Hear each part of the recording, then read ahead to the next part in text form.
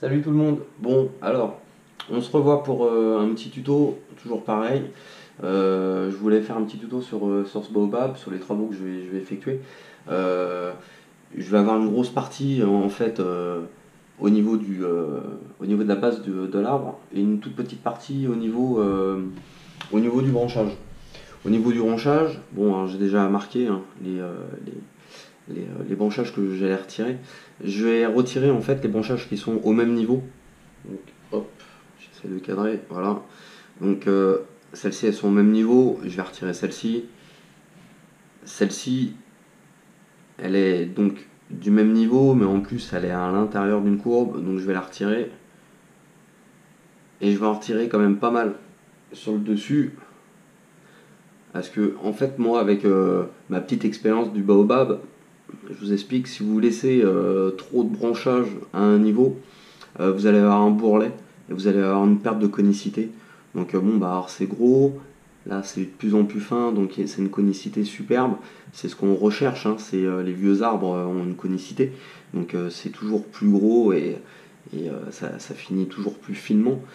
Si vous laissez, tout ce branchage là, ça va vous faire un bourrelet qui sera plus épais que la base de votre branche.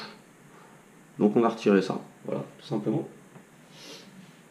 Ensuite, je vais couper la base de l'arbre pour émettre des racines sur les côtés. Donc en fait, je vais couper là où j'ai mis l'élastique, c'est là où c'est à peu près le plus large. Voilà. Pour avoir un beau baobab, vous n'êtes pas obligé de couper comme je vais faire. Vous pouvez tout simplement le rempoter et lui couper la racine de temps en temps. D'accord. Enfin, une fois par an ou tous les 2 ans, vous allez lui couper un tiers des racines. Euh, Moi, je fais ça en premier lieu pour vraiment lui émettre des racines sur les côtés et pour pouvoir le placer sur un disque. Ce disque, en fait, permettra va guider en fait les nouvelles racines à l'horizontale. En ayant plus tard des racines horizontales au niveau du nébari, donc de la base de l'arbre, votre arbre euh, va être un peu plus vieux, enfin, votre arbre va paraître un peu plus vieux. Hein, les vieux arbres, les vieux arbres qu'on a l'habitude de voir en forêt, ils ont des superbes racines sur les côtés, en étoile. Donc, bon bah voilà, c'est super joli quoi, je veux dire. Donc on va attaquer les travaux. C'est parti.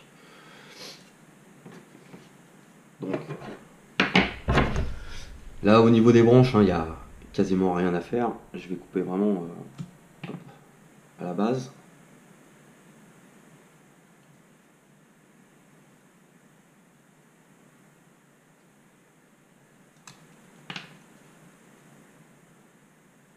On va l'aérer un peu.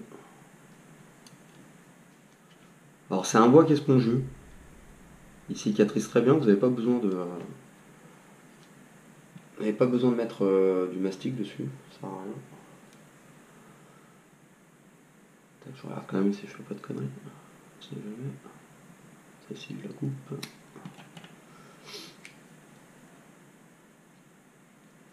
Alors, on travaillera les ramifications à partir de l'année prochaine, vu que là je vais vraiment bien lui couper la base. Là l'important en fait c'est qu'il récupère. On fait des travaux sur un arbre qui est en pleine santé.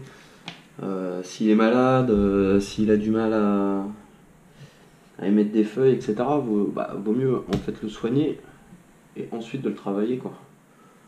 Toujours. Donc voilà, j'en ai pas retiré beaucoup. Peut-être en retirer deux. Je vais retirer celle-ci. Voilà. Je vais retirer 5 branches. Je vais pas retirer grand chose. Donc voilà, j'ai retiré toutes les branches qui me gênaient.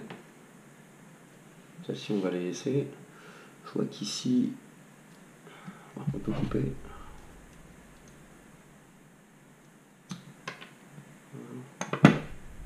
Voilà, et puis on va le laisser tranquille pendant un an.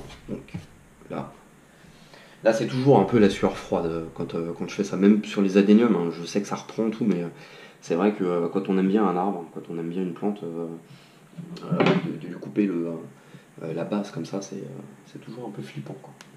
Ouais, c'est parti. Une petite scie.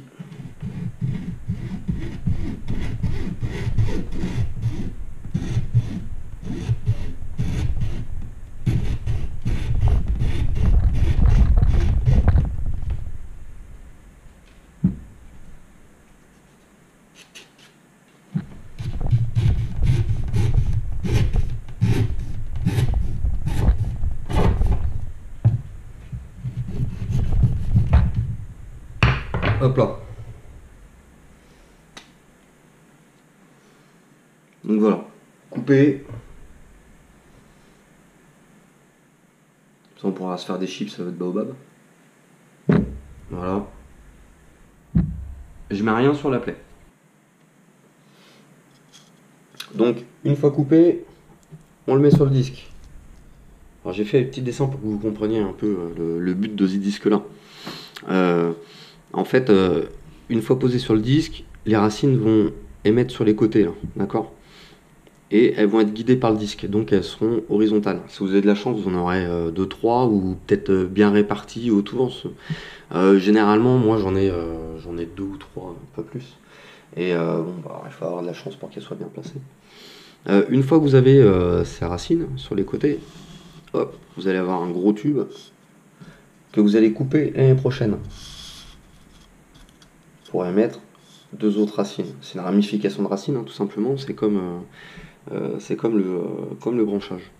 Et puis, au fur et à mesure des années, vous allez couper vos racines pour les ramifier. Voilà. Donc ce disque sert à ça. C'est parti. J'ai mis mon disque sur un fil de ligature. Je fais un petit trou dedans. En dessous. Voilà, je l'ai attaché comme ça. Hop, je sais pas si on voit.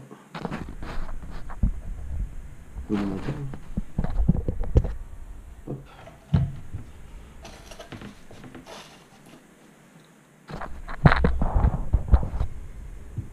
Nous allons placer l'arbre.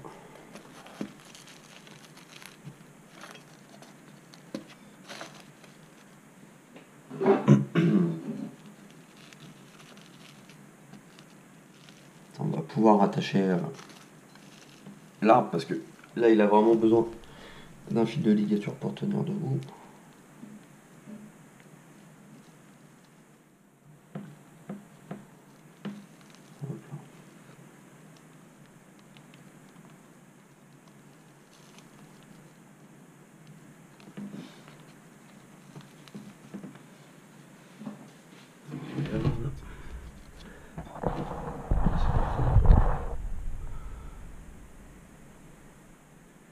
Mais il est chouette quand même.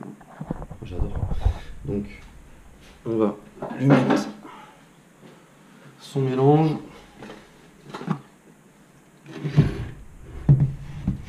Donc, perlite terreau, comme d'habitude. Je mets 2 godets de perlite. Enfin, non. 2 godets de terreau. Et 1 godet de perlite, à peu près. Il y en a beaucoup, hein, vous voyez.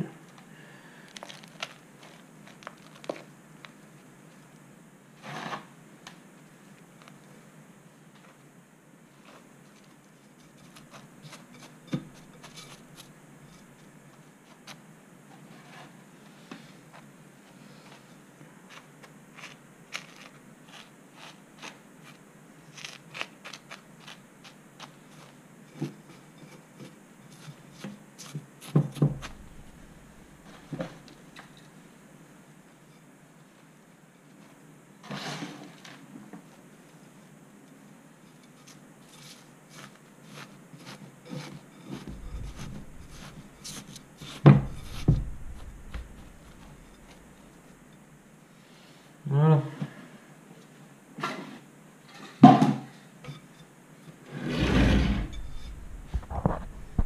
Ce que ça donne pour le moment, parce que c'est pas fini. Voilà.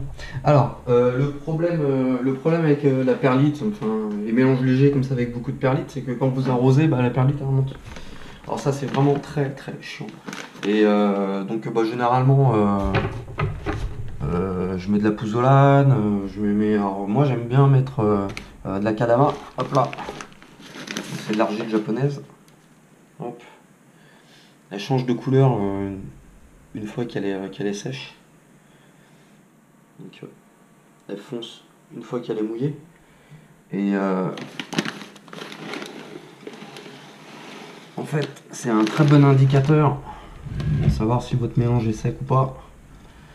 Une fois qu'elle a cette couleur là, vous pouvez arroser. C'est que le mélange est très sec.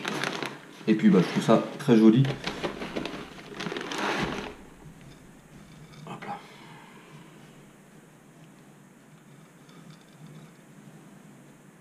Voilà. Donc vous avez remarqué que je l'ai quand même bien enterré. Ça fait exprès, hein. Je le déterrerai au fur et à mesure. Là on va surtout travailler sur la base de l'arbre. Et voilà, donc là sur le coup j'arrose pas. Je vais attendre au moins 15 jours facile avant d'arroser pour que il cicatrise, que la plaie sèche, sinon ça pourrait pourrir. Donc voilà, allez, je vous dis à bientôt, ciao.